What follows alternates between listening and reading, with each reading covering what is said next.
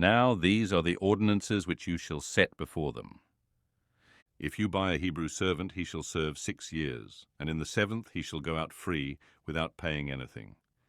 If he comes in by himself, he shall go out by himself. If he is married, then his wife shall go out with him.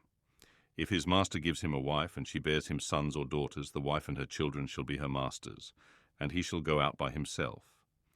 But if the servant shall plainly say, I love my master, my wife, and my children, I will not go out free, then his master shall bring him to God, and shall bring him to the door, or to the doorpost, and his master shall bore his ear through with an awl, and he shall serve him forever. If a man sells his daughter to be a female servant, she shall not go out as the male servants do. If she doesn't please her master, who has married her to himself, then he shall let her be redeemed.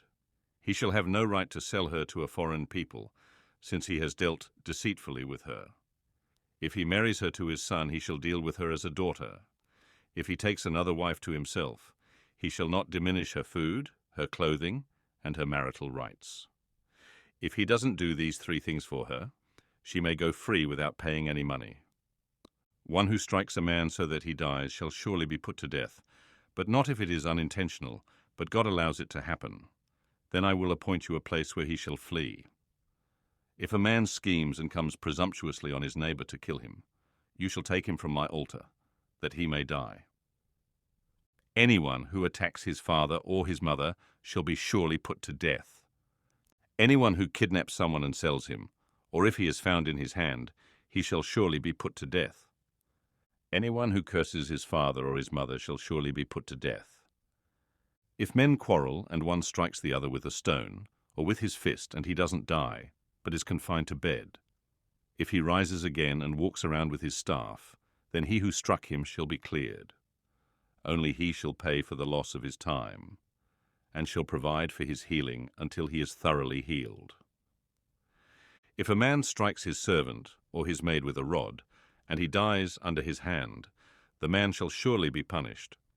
Notwithstanding, if his servant gets up after a day or 2, he shall not be punished, for the servant is his property. If men fight and hurt a pregnant woman so that she gives birth prematurely, and yet no harm follows, he shall be surely fined as much as the woman's husband demands and the judges allow. But if any harm follows, then you must take life for life, eye for eye, tooth for tooth, hand for hand, foot for foot, burning for burning, wound for wound, and bruise for bruise. If a man strikes his servant's eye, or his maid's eye, and destroys it, he shall let him go free for his eye's sake. If he strikes out his male servant's tooth, or his female servant's tooth, he shall let the servant go free for his tooth's sake. If a bull gores a man or a woman to death, the bull shall surely be stoned, and its meat shall not be eaten, but the owner of the bull shall not be held responsible. But if the bull had a habit of goring in the past, and this has been testified to its owner, and he has not kept it in, but it has killed a man or a woman, the bull shall be stoned, and its owner shall also be put to death.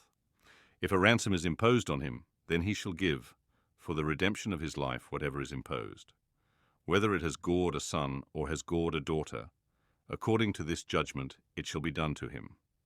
If the bull gores a male servant or a female servant, 30 shekels of silver shall be given to their master, and the ox shall be stoned.